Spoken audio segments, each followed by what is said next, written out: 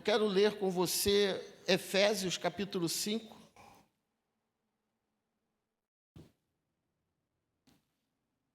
Nós vamos ler a partir do versículo 22 até o capítulo 6, verso 4.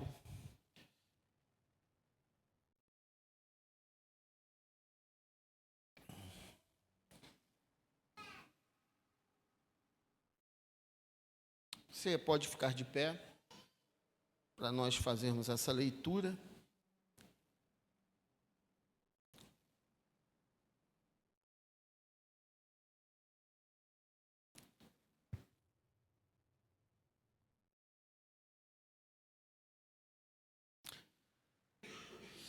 Muito bem.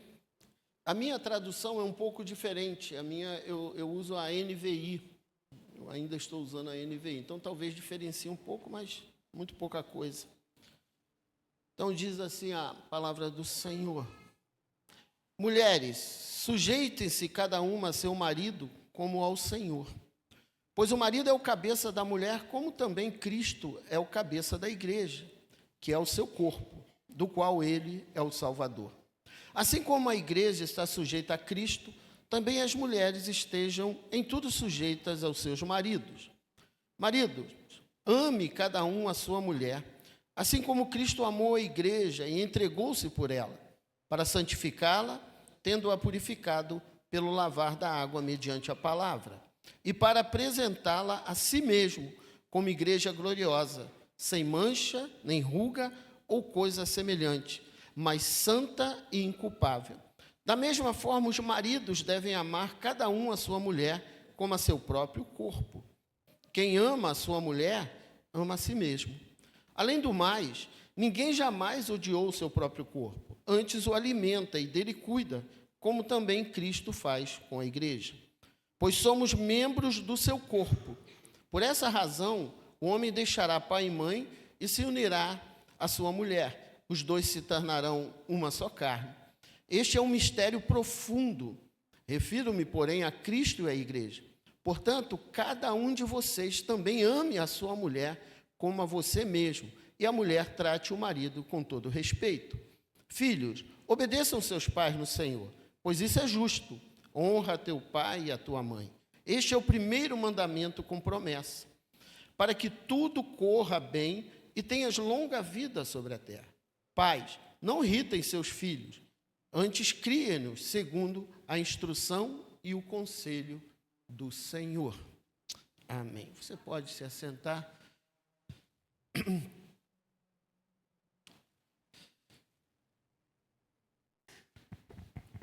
Quando eu fui convidado pelo Guilherme, pelo pastor Guilherme, para estar aqui, e ele me falou sobre o culto da família, a minha pergunta a ele foi: qual é o tema? E ele mandou um sorriso dizendo: família. É bem redundante, bem lógico. Então eu comecei a pensar a respeito disso, né? Porque falar de família parece alguma coisa tão óbvia, né? Tão clara, tanto falado. A verdade é essa. Cultos de família, encontros de casais, não sei se aqui tem casados para sempre, cursos e mais cursos, né? Mas eu estive meditando a respeito disso, e a gente vive, na verdade, num mundo onde nós somos cercados por novidades hoje. Eu sou da área de educação, eu sou professor. E sou professor de algo que vocês amam, sou professor de matemática. E a gente, quando convive com algumas situações, a gente percebe que nós estamos cercados todos os dias por novidades. Principalmente quem é da área de educação, é uma novidade a cada dia, né? Alguém aqui é da área de educação? Você sabe disso, né? É uma novidade a cada dia. Se você, então, é funcionária pública, como eu, é uma novidade a cada dia maior ainda. Nós somos cercados de novidades. As redes sociais trazem sempre novidades. coisas novas, soluções novas. Ontem eu estava conversando com a minha esposa, eu estou com uma lesão no menisco, estava falando com o pastor Gilson, e eu preciso passar por uma cirurgia. Mas se você for dar atenção às redes sociais, você encontra um monte de remédio milagroso.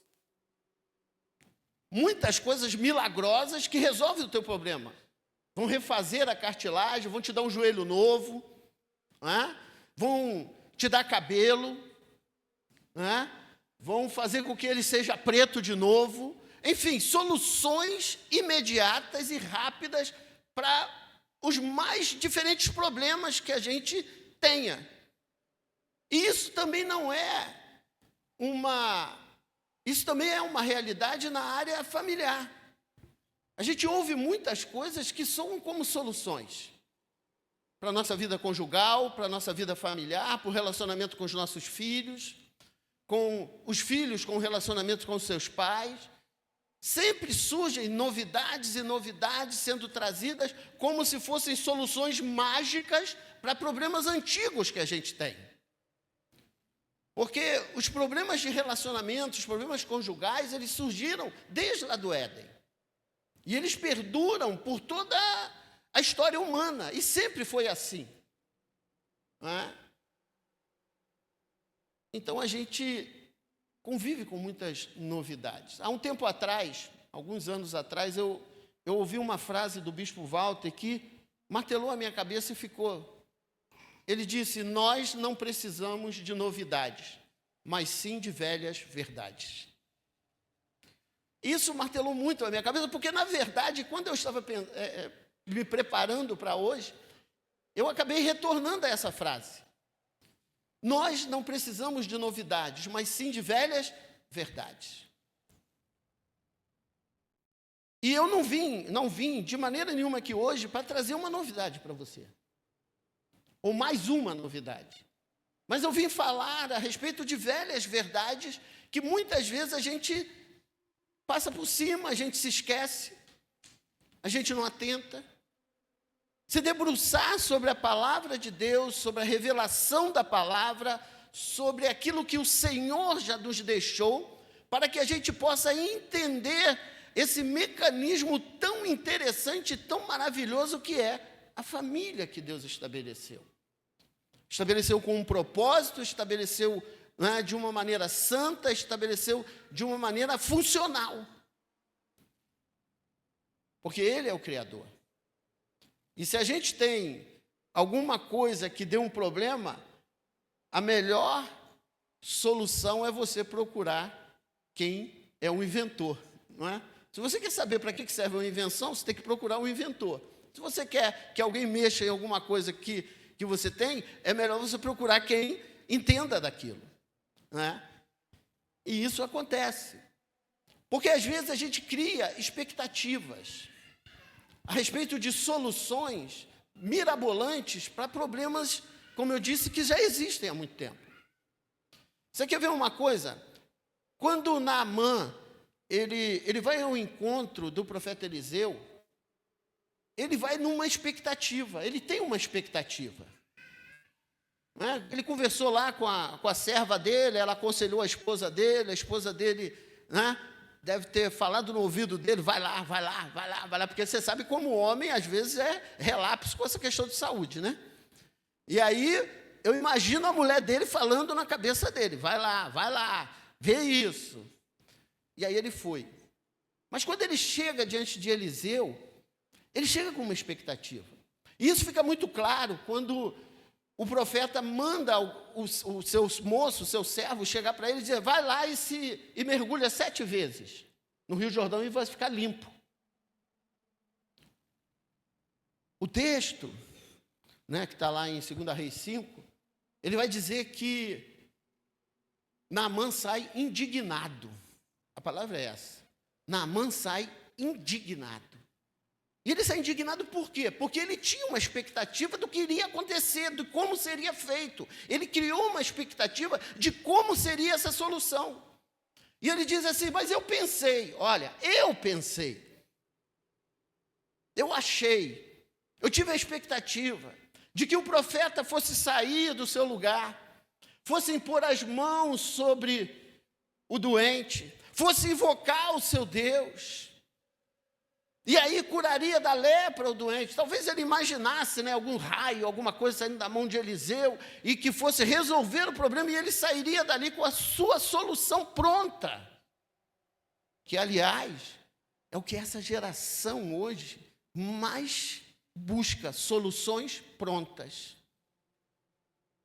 Soluções prontas. É o iFood, né? Que a gente liga e vem em casa, é o micro-ondas, né? Com 3 minutos.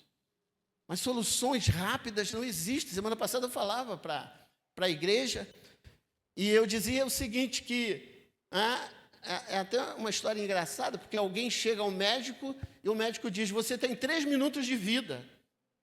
E o camarada diz, doutor, o que o senhor pode fazer por mim? Ele, com 3 minutos, só um miojo. Com 3 minutos, só miojo.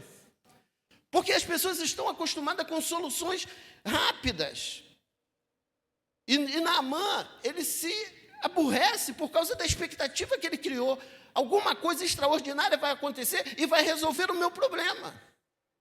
E eu vou sair daqui com o problema resolvido. Só que o plano de Deus era que ele fosse até o Jordão, é que ele mergulhasse 7 vezes e tal. E eu não vou entrar por esse caminho, porque não é o caminho.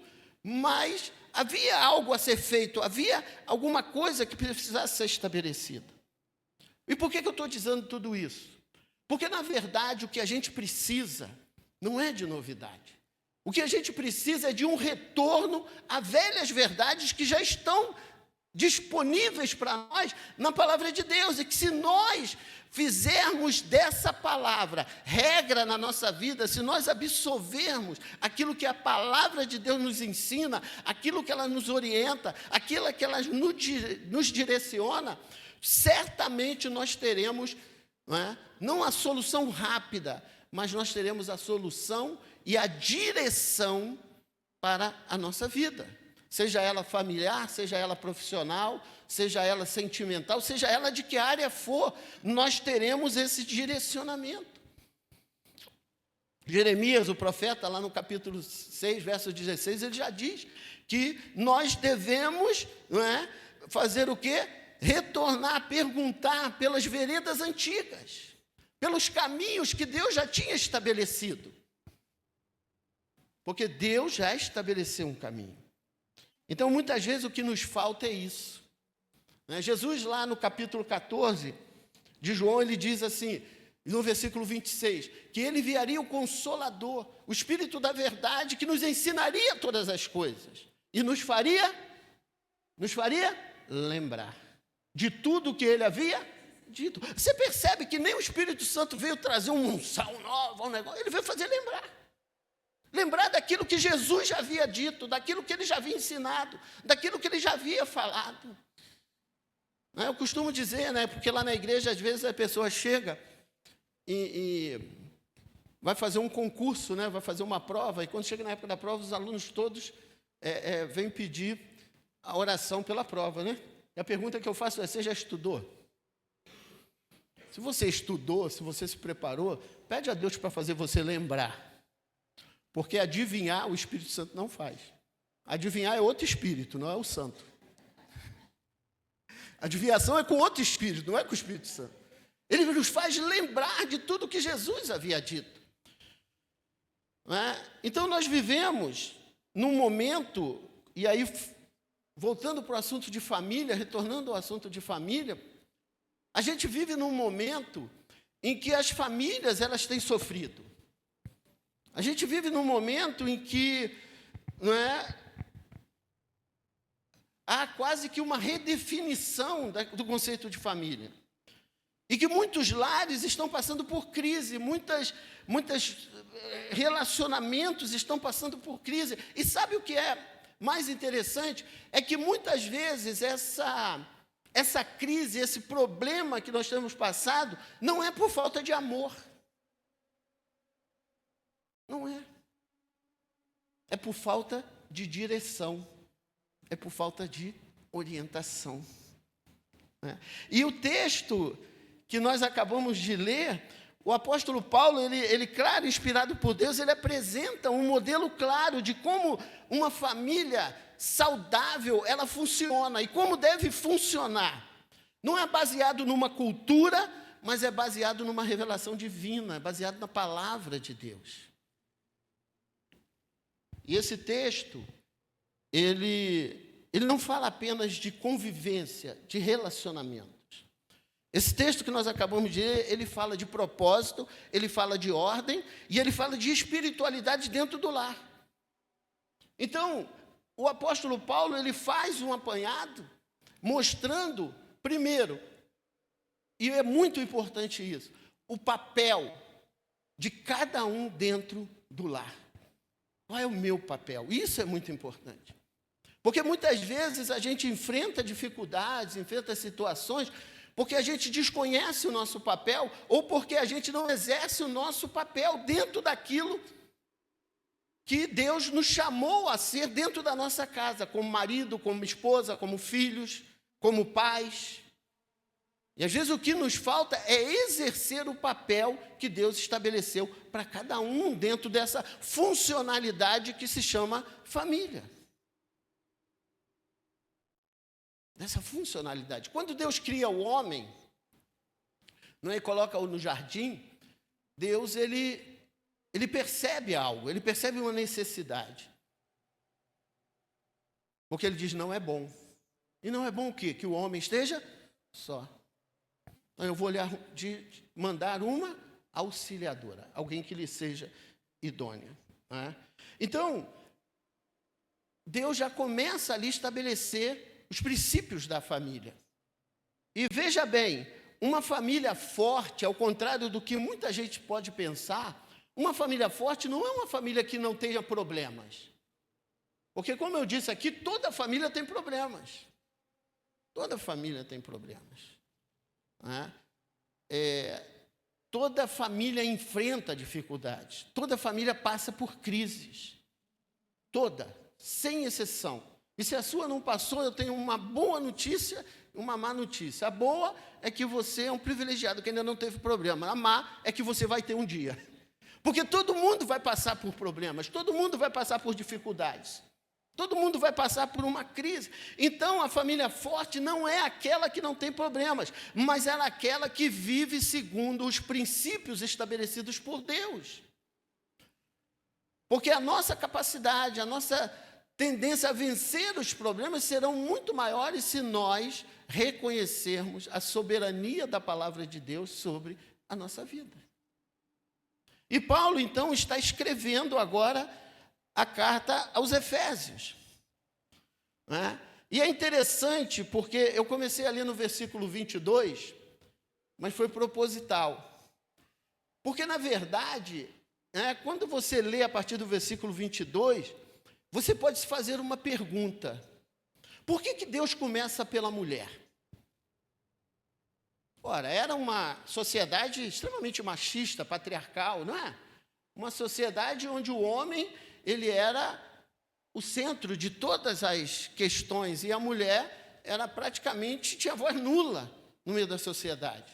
Por que Deus começa pela mulher e não pelo homem? Por que Paulo começa falando da mulher? Mulher, sejais submissas aos vossos próprios maridos. Por que Paulo faz isso? A gente pode fazer 3 observações sobre isso. A primeira é porque a questão da estrutura do lar, ela não começa no versículo 22, ela começa no versículo, na verdade, 21. Não é? Você sabe o que está escrito aí no versículo 21?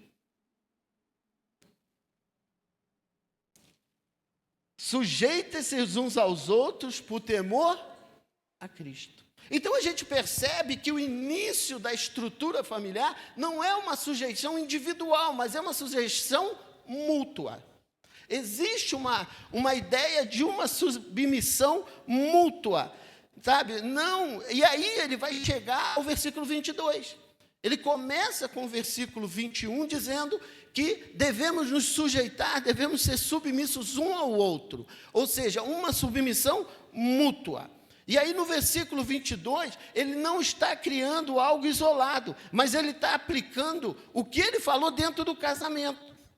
Então, ele não começa, na verdade, com a esposa, ele começa com a mutualidade. Ou seja, a submissão ela é mútua dentro de um relacionamento. Uma outra coisa é que Paulo ele vai quebrar alguns paradigmas quando ele faz isso. Ele quebra paradigmas por quê? Porque no versículo, quando ele fala primeiro da mulher, ele está, na verdade, colocando a mulher numa posição em que ela não tinha naquela época. A mulher, ela era subordinada sem nenhum tipo de dignidade.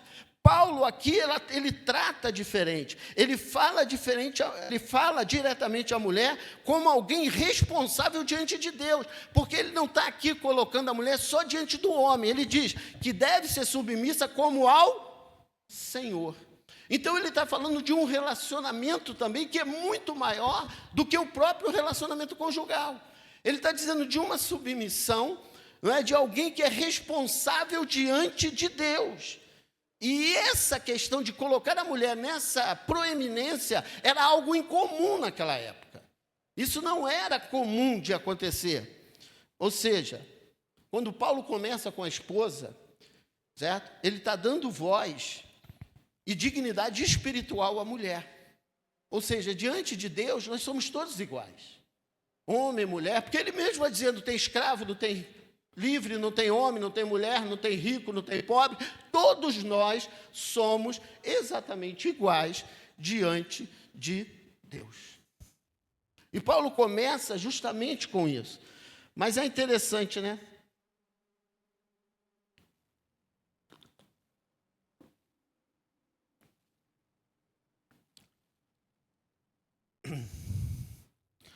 Porque Paulo, ele não coloca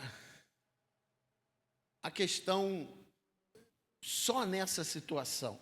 A transformação do lar começa quando cada um olha para a sua responsabilidade. A transformação, a mudança, um lar saudável, ele começa quando cada um olha para a sua própria responsabilidade. Ou seja, todos nós que compomos o lar, como eu disse anteriormente, Paulo vai estabelecer papéis, Paulo vai falar sobre papéis, por quê? Porque é necessário que existam papéis a serem assumidos por cada um dentro dessa organização para que ela funcione. E isso é estabelecido por Deus. E aí agora a gente se debruçando sobre o texto e indo diretamente falando do texto, a gente percebe algumas coisas bem interessantes. Paulo começa no versículo do 22 até o 24, ele vai falar exclusivamente da mulher. Né? E ele vai começar dizendo, vós mulheres, sujeitai-vos aos vossos maridos como ao Senhor. Bom, sujeitar, ela não é aqui um ato de inferioridade, mas é uma ordem espiritual. Paulo está organizando a situação. A referência não é um marido perfeito, a referência é quem? O Senhor Jesus. Mulheres, em tudo sejam submissas como ao Senhor. A referência não é o marido. Se ele é bom, se ele é ruim, a referência é o Senhor. Então, Paulo está estabelecendo isso. E a submissão, ela é uma decisão espiritual e não emocional. E sempre que a gente fala de submissão, essa palavra, ela carrega um peso, né? Como dizer, não, peraí, pastor, você está dizendo que eu tenho que ser submissa, você está dizendo que eu tenho que baixar a cabeça. Não. O que Paulo está propondo aqui é um equilíbrio que é muito importante. Né? Essa submissão ela não é uma opressão, ela não é uma anulação, ela é uma cooperação dentro de um propósito divino. É nós estarmos debaixo de uma missão maior. A família, ela é algo estabelecido por Deus, ela foi criada por Deus, ela foi estabelecida por Deus. E como família, nós funcionaremos melhor se nós cooperarmos dentro do propósito de Deus para a família. É como, deixa eu dar um exemplo para você, um time de futebol. Aí as mulheres não vão entender muito, né? É um time de futebol. Deixa eu fazer uma pergunta para você que gosta de futebol. Qual é o principal objetivo do goleiro no time de futebol? Defender? Defender? Qual é o principal objetivo do goleiro no time de futebol? Não.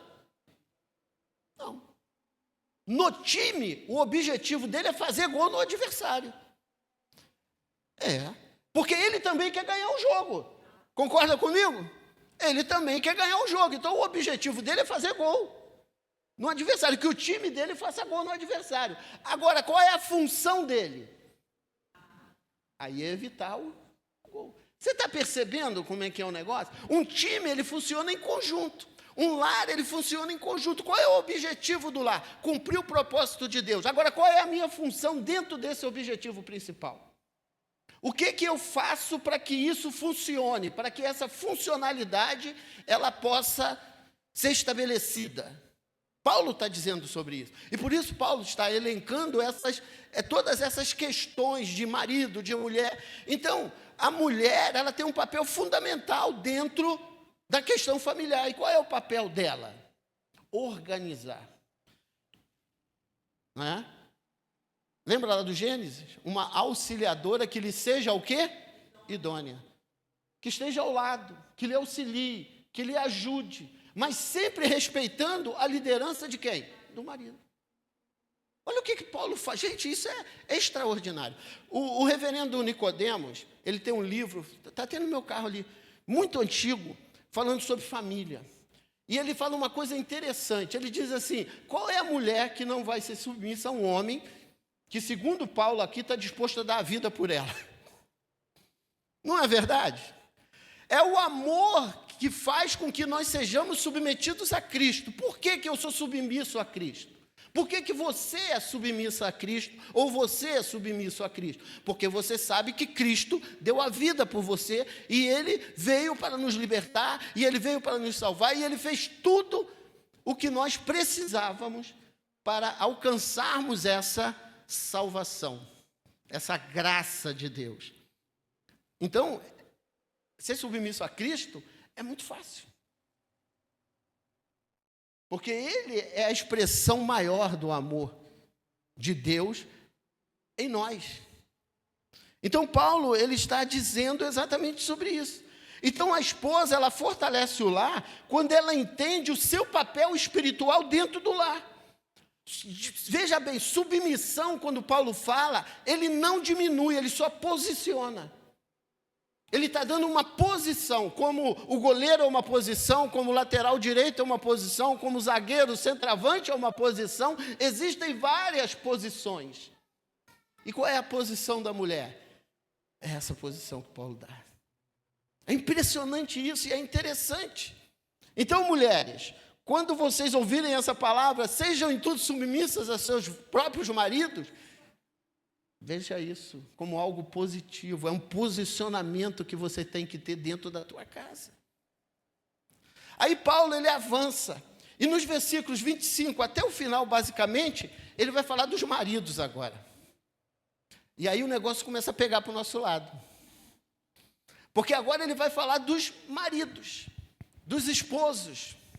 Ele vai falar de nós, homens. E o que ele começa a dizer já é uma senhora responsa. Porque ele começa a dizer, maridos, amai vossas mulheres, como também Cristo amou a igreja. Você percebe que ele fala das mulheres, posiciona as mulheres, e agora ele está posicionando o marido. Ele vai dizer, maridos, vocês devem amar a sua esposa como Cristo amou a igreja. E que amor é esse? Veja bem, não é um amor num padrão cultural, num padrão estabelecido por nós. O padrão estabelecido do amor é o padrão de Cristo. E o padrão de Cristo, a régua está lá em cima. É muito alto. Não é um padrão como nós, na maioria das vezes, né, conjecturamos dentro do nosso coração. Porque a gente pensa assim, não, eu vou amar quem me ama. Eu vou amar, né, enquanto está tudo certo. Mas amar como Cristo amou é aquele amor sacrificial. Não é um amor meramente sentimental. Eu costumo dizer que é o seguinte, hoje, sabe qual é o problema hoje da maioria de nós, crentes?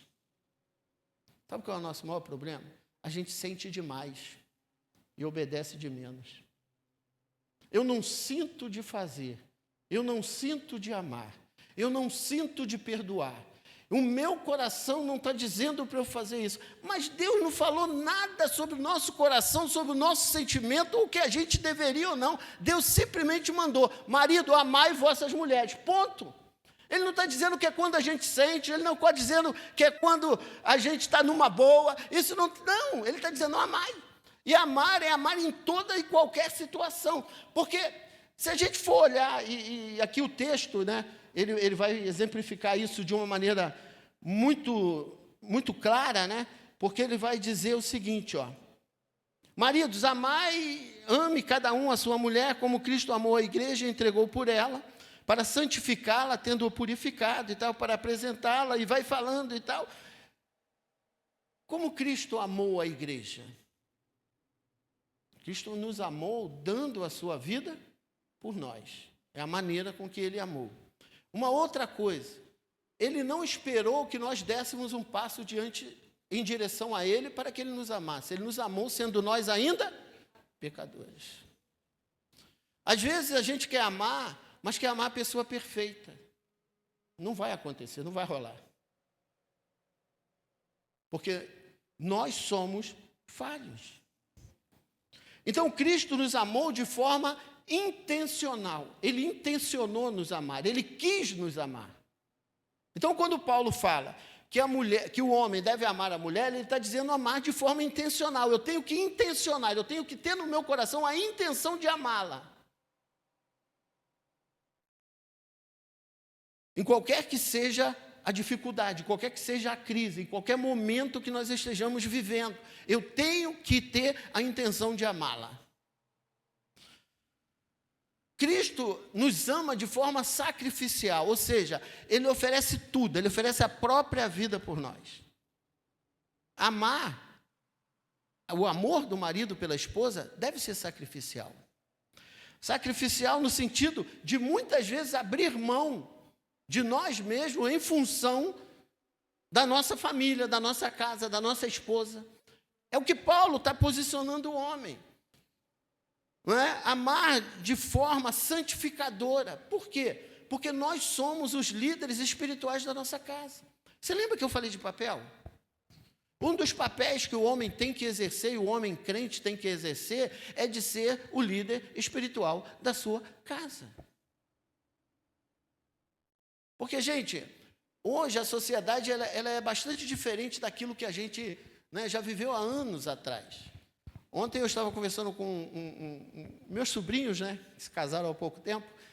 Nós estávamos numa festa, estávamos conversando, e eu estava dizendo para eles, né, porque ele é filho de um pastor também, né, e ele estava falando sobre o som da igreja, aquele negócio todo. Eu falei, cara, olha só, hoje a gente tem muita tecnologia. Na nossa época era uma corneta do lado de fora, né? Então, você passava na rua, tinha aquela corneta na frente da igreja, um som meio estridente, meio rouco, mas que alcançava todo mundo. Você não tinha uma igreja com ar refrigerado. Quando eu cheguei na Nova Vida em Queimados, o pastor Alvo marcava a reunião 3 da tarde com telha de amianto, sem ar-condicionado. Então, a sociedade hoje mudou. As mulheres hoje, raras são as mulheres que não trabalham, que não têm o seu próprio trabalho, que não têm a sua própria profissão, que não cresceram na sua profissão.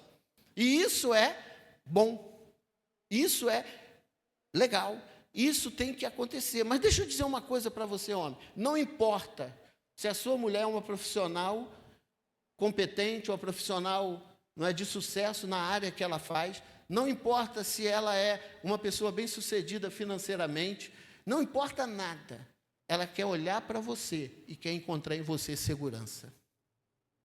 Ela quer olhar para você e encontrar em você segurança. Esse é o papel do homem, né? E Paulo falando sobre o marido, ele fala de 3 dimensões desse amor do homem. É o amor que se entrega. Cristo morreu pela igreja. O marido, ele precisa morrer o seu próprio ego para que ele seja esse marido segundo aquilo que Paulo está falando. É aquele que entrega, é aquele que traz, é aquele que doa, é aquele que dá. Cristo se entregou, ele não foi obrigado. Várias vezes ele disse, a minha vida eu dou. O marido tem que doar a sua vida em função da sua esposa, da sua família. É o que Paulo está dizendo aqui. Não é o amor, não é, de troca, mas é o amor de entrega. É o amor que cuida, alimenta e sustenta. Cuidando da vida emocional, espiritual e da vida física. É como eu disse anteriormente, não importa quanto sucesso a mulher tenha obtido na sua vida profissional, na sua vida, né, financeira, na sua vida como... Não, ela quer ter um marido que ela sinta segurança nele. Como nós sentimos segurança em Cristo. Não é assim? Nós temos segurança de que Cristo é aquele que cuida de nós. É o amor que honra como o próprio corpo. O texto, quando ele vai falar sobre o homem, ele diz sobre isso. Que aquele que deve cuidar da mulher como o seu próprio corpo, porque não há quem odeie o seu próprio corpo. Estabelecendo aquele princípio de uma só carne. A partir do momento que a gente casa, a partir do momento que a gente tem a nossa esposa, nós passamos a ser uma só carne. Magoar a outra parte é magoar a mim mesmo. Fazer sofrer a outra parte é fazer sofrer a mim mesmo. Desprezar a outra parte é desprezar a mim mesmo. Então, quem ama a sua esposa, ama a si. É o que a Bíblia está dizendo. Então, eu serei um homem realizado, eu serei um homem pleno na minha vida, se eu amo a minha esposa. É o que Paulo está dizendo aqui. É como um jardim. Né?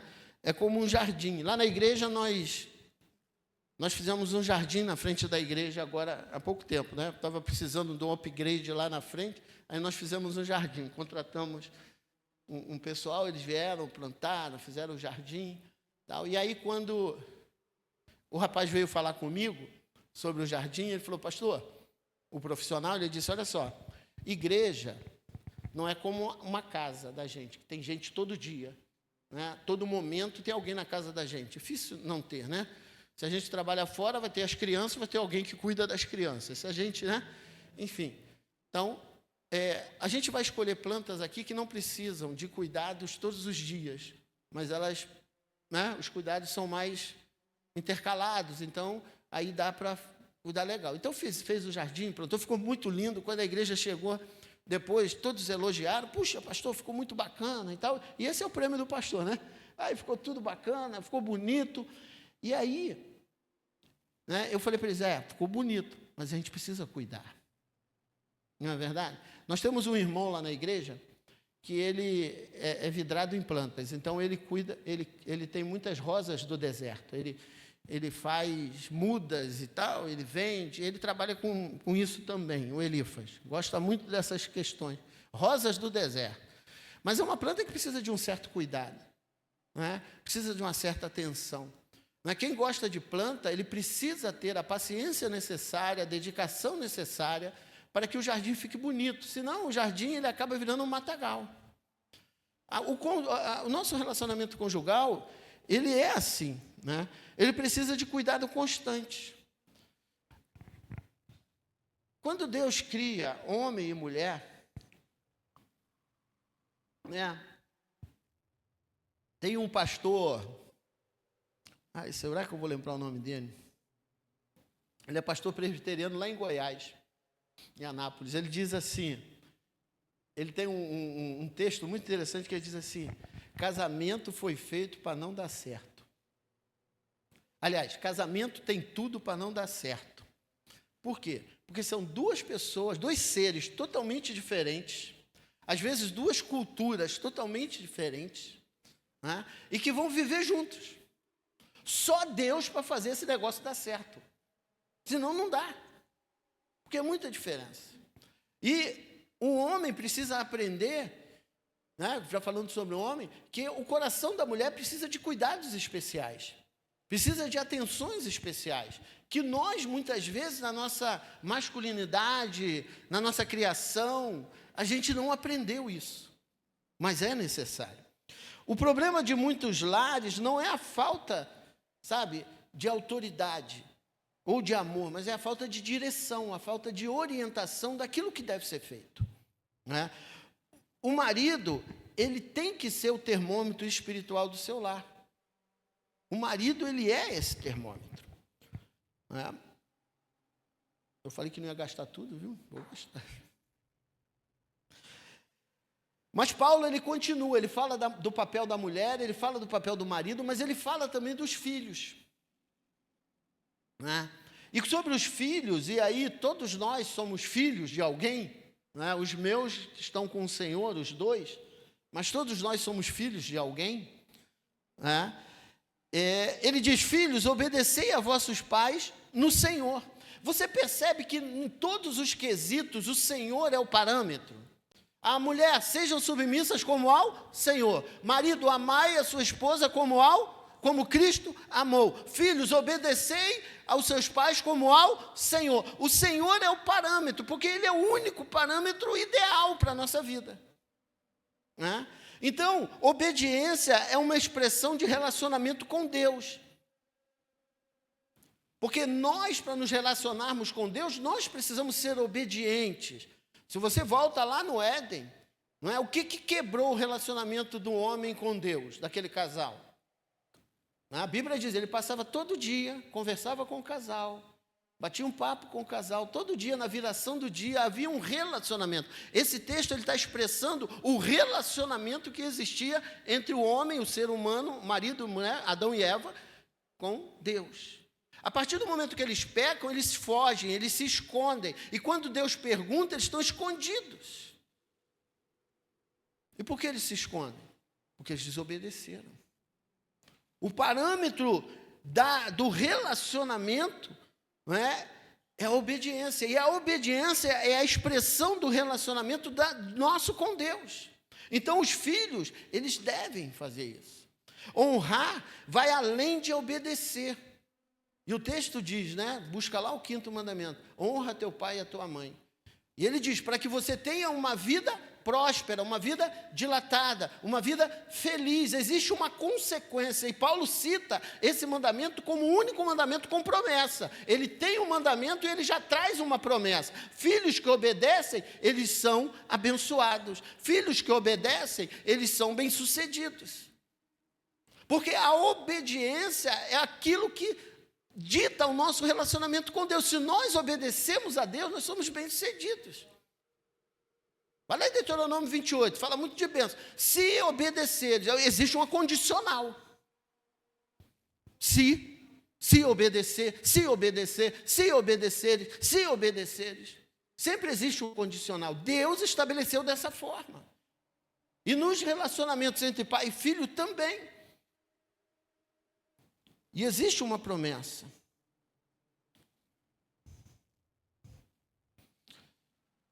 Uma árvore, lá do lado da nossa igreja, tinha uma árvore imensa, gente, assim, na outra rua, a rua de frente. Tinha uma árvore imensa, muito, muito grande. E ela ficava no quintal de uma igreja Assembleia de Deus, pequenininha que tem. Deu uma ventania tem um mês e pouco, 2 meses. Tem mais uns 3 meses, deu uma ventania e aquela árvore ela caiu para cima da casa de frente. Graças a Deus não atingiu ninguém, os danos foram só materiais. Mas uma árvore imensa, imensa, veio. Aí eu pensei, um tronco que, assim, 2 homens para abraçar, talvez não conseguisse abraçar aquela árvore. E eu falei, como que uma árvore com um tronco tão forte, né? O vento derruba. Como pode isso? É só você olhar para a raiz. é só você olhar para a raiz que você tem a resposta. Porque a raiz, ela é superficial. Ela não cresce assim, ela cresce espalhada. E quando ela caiu, ela ainda levantou a parede da igreja, coitado. Os irmãos ainda tiveram prejuízo. Então, por que eu estou dizendo isso? Porque filhos que honram seus pais, eles têm raízes profundas, eles estabelecem uma base forte para sustentar toda a sua vida. Quando a gente honra pai e mãe, a gente estabelece uma base forte para o crescimento da nossa vida. E não é qualquer vento que vai derrubar a gente, não é qualquer vento que vai nos afetar. Quando a gente honra. E o que é honrar? Honrar é mais do que apenas obedecer. Honrar é valorizar, é respeitar. Honrar na palavra de Deus era porque, naquela época, os filhos tinham obrigação de cuidar dos pais na velhice. Era sustentar os pais na velhice. Então, a palavra honrar vem daí. Então, quando os filhos fazem isso, eles criam uma base para crescimento, uma base sólida, uma base forte. Porque tudo o que a gente faz, né, tem uma base. A base, muitas vezes, ela não é vista. Às vezes, a gente olha lá na frente e vê, poxa, esse rapaz, essa moça, eles foram tão bem-sucedidos, eles estão bem, né, tudo direitinho, as coisas correm bem, mas vai ver a base que eles estabeleceram antes de crescer, antes de se desenvolver. Estabeleceu-se uma base. E a base é que sustenta todo o edifício, é a base que sustenta todo o prédio, é a base que vai dizer quantos andares você vai colocar no prédio. É a base que vai dizer isso. Enquanto que os filhos que não fazem isso, eles colhem consequências.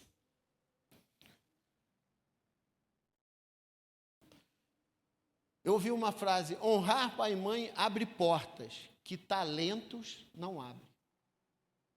Honrar pai e mãe abre portas que talentos não abrem. Isso é muito importante. Então, Paulo está estabelecendo papéis. Paulo chega e diz, olha, mulheres, é assim, sejam submissas. Maridos, amem como Cristo amou a igreja. Filhos, obedeçam em tudo aos vossos pais. E os pais? Paulo também fala sobre isso. Ele diz, pais, não provoqueis a ira aos vossos filhos. Nesse livro do reverendo Augusto que eu falei, Espiritualidade na Família, se eu não me engano é o tema, ele diz o seguinte: nada provoca mais ira ao filho do que faz o que eu mando, mas não faz o que eu faço. E muitas vezes os pais incorrem nesse mesmo erro, de exigirem dos filhos aquilo que eles não fazem. Quando a gente exige, a gente precisa ser exemplo antes de tudo. Não é? Porque existem dois extremos, né? Quando a gente fala de pais e filhos, e principalmente de pais que vão cobrar ou vão ter alguma disciplina com os filhos. O autoritarismo, que vai gerar revolta, que é justamente isso: faz o que eu mando, mas não faz o que eu faço. O autoritarismo, ele diz exatamente isso. Você faz o que eu mando, mas não faz o que eu faço. É simples, eu mando porque mando. E você obedece porque você tem que obedecer. É igual aquela história, né? O cara não sabe porque está batendo, mas quem está apanhando sabe porque está apanhando. Mas não é bem assim. Não é? Não pode ser dessa forma. E a permissividade, que gera o descontrole. Paulo, ele prega uma disciplina, mas com instrução no Senhor. Disciplinai os filhos no Senhor. Não é uma disciplina por disciplina, não é uma disciplina por autoritarismo, mas é alguma coisa estabelecida pelo Senhor. Ele fala de admoestação do Senhor. Ou seja, ensino espiritual, correção com amor e exemplo de vida. É o que Paulo está falando para os pais. Vocês, para serem pais, para orientar, para educar, para disciplinar, para admoestar, vocês precisam de 3 coisas. Ensino espiritual, ou seja, nós temos que ser os pais, o foco de ensino espiritual dos nossos filhos. Não é a igreja. Porque eles passam mais tempo conosco do que na igreja da criança, mais tempo conosco do que na igreja. É em casa onde a gente orienta, onde a gente educa, onde a gente mostra. Se há necessidade de correção, faça-se com amor. Porque com amor, tudo se resolve. Seja nós, ou sejamos nós, exemplos de vida para os nossos filhos. Eu tenho um primo, tinha, né, porque ele faleceu. Bebia muito. Bebia muito, muito. Morreu disso. E às vezes a gente ia conversar e eu dizia para ele, cara, sai dessa vida, cara. Sai dessa. E ele dizia para mim, cara, um dia eu vou para a igreja. Mas o dia que eu for crente, eu não quero ser um crente como meu pai, não. Qual era o exemplo de vida que esse filho tinha para ele ir para a igreja? Quando Deus chega para Moisés, né, e diz, eu sou o Deus dos teus pais. Eu sou o Deus dos teus pais. Então Moisés já sabia quem era Deus. Aí pensa comigo. Você já imaginou se se Deus chega para o nosso filho e diz assim, olha, eu sou o Deus dos teus pais. Qual seria a reação do nosso filho? Eu quero esse Deus, porque se é o Deus dos meus pais, é o meu também. Ou ele seria, Deus me livre. Esse Deus não pode ser o meu Deus, porque não é o Deus, não, o Deus dos meus pais não quero que seja o meu Deus. A gente pode incorrer nesse erro. Né? Então, o exemplo de vida é tudo. Um arqueiro, ele não segura a flecha para sempre, mas também ele não solta sem direção. Criar filhos é preparar para o destino, para o futuro. A gente não cria filhos para nós. Pais não apenas criam filhos, eles formam destinos. Ao criarmos os nossos filhos, nós estamos formando destinos. Mais importante do que dar coisas é dar direção. E isso hoje, eu como educador, eu sei disso. Isso hoje é um grave erro que é cometido. Porque às vezes os pais acham que eles vão conquistar, eles serão bons pais porque eles fornecem coisas materiais, conforto. Mas o que a gente precisa é dar direção aos nossos filhos, é orientá-los por onde eles devem andar, por onde eles devem sair. É isso que a Bíblia nos ensina. Se nós debruçarmos sobre a Bíblia e se nós olharmos isso aqui, é a receita, é a direção para uma família sustentável, uma família abençoada. E eu quero encerrar dizendo para você apenas o seguinte: quando cada um na família cumpre o seu papel, quem governa é Deus. Quando Deus governa, o lar e a família vão prosperar.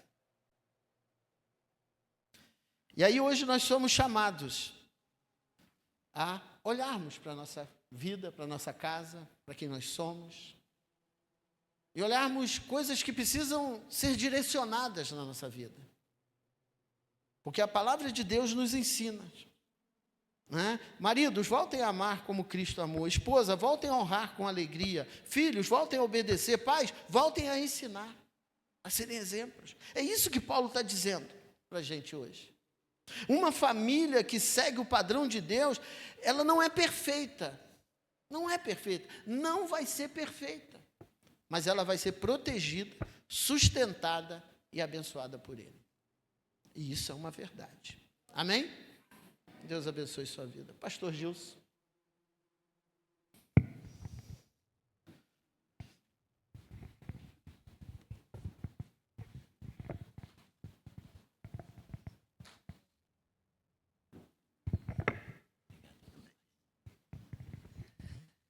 Glória a Deus. Vamos ficar de pé?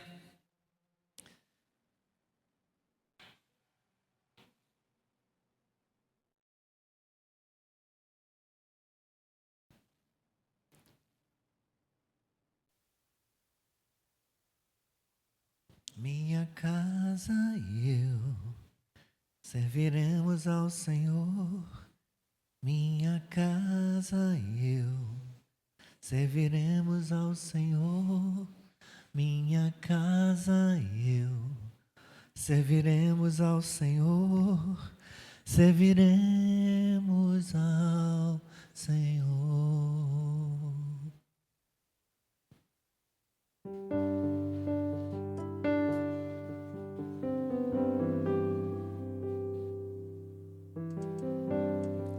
Tem essa letra aí?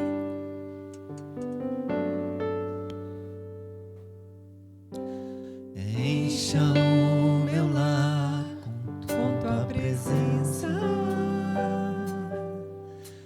Só tu és digno de reverência. Minha casa e eu serviremos ao Senhor. Minha casa e eu serviremos ao Senhor. Serviremos ao Senhor.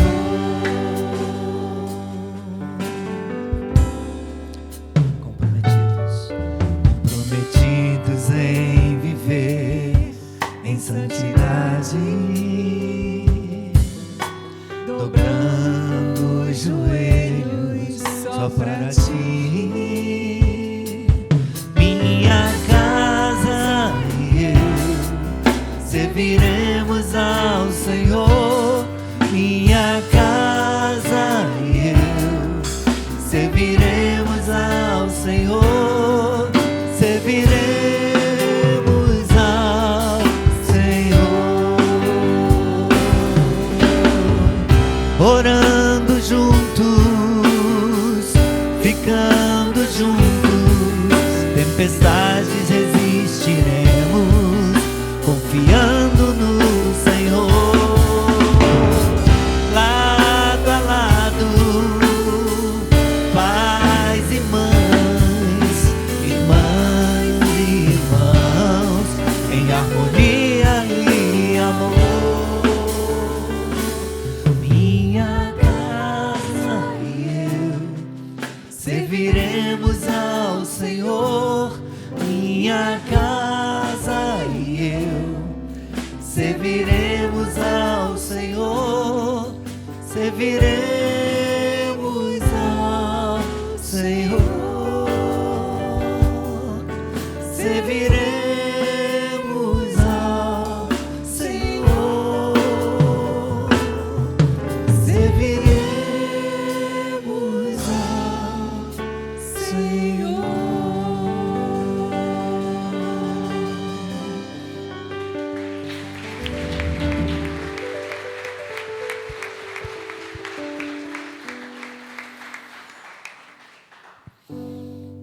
Permaneçamos no propósito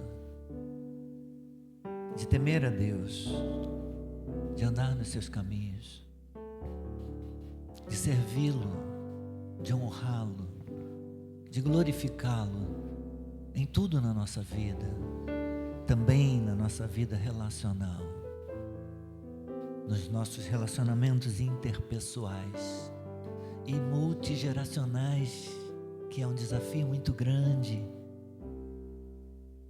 A geração mais jovem honrando a geração mais velha, respeitando, cuidando. Os filhos honrando, respeitando seus pais. Por toda a vida. Marido, esposa, esposa, marido, pais, filhos. Que o Senhor nos ajude. Que o Senhor nos ajude. Obrigado, pastor Edinho, pela palavra. Somos gratos a Ti, Senhor, porque o Senhor sempre fala ao nosso coração pela Tua palavra. Obrigado, Senhor, por nos lembrar, como disse o Teu servo, pastor Edir, não trazendo novidades, mas lembrando velhas verdades.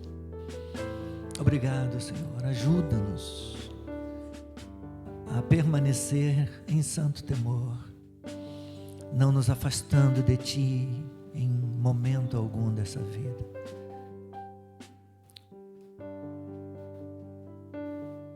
Ser glorificado, ó Deus, na vida dos nossos filhos, na vida do cônjuge, da esposa, do marido. Ser glorificado, Senhor, no nosso lar. E que o Senhor se agrade do nosso culto. Em o nome de Jesus. Saímos daqui, Senhor, alimentados, nutridos pela Tua palavra. Pedimos, Senhor, fique conosco, nos abençoe, nos guie no decorrer de todo este dia, Pai. Quando sairmos daqui, no caminho para casa, nos compromissos que teremos, permaneça, Senhor, permaneça conosco. Nos guie, nos proteja, nos guarde, nos abençoe. Abençoe logo mais, ó Deus, ao voltarmos a este lugar. Abençoe o culto, ó Deus, a ministração do Teu servo. Usa-o, como nesta manhã, Senhor, usa-o também. Que o culto seja uma bênção, que o Senhor se faça presente e o Teu povo possa, ó Deus, glorificá-lo. E o Senhor salve, liberte, transforme, cure, batize com o Espírito Santo. Pai, no nome de Jesus, nós agradecemos. Amém. Amém. Antes de você ir embora,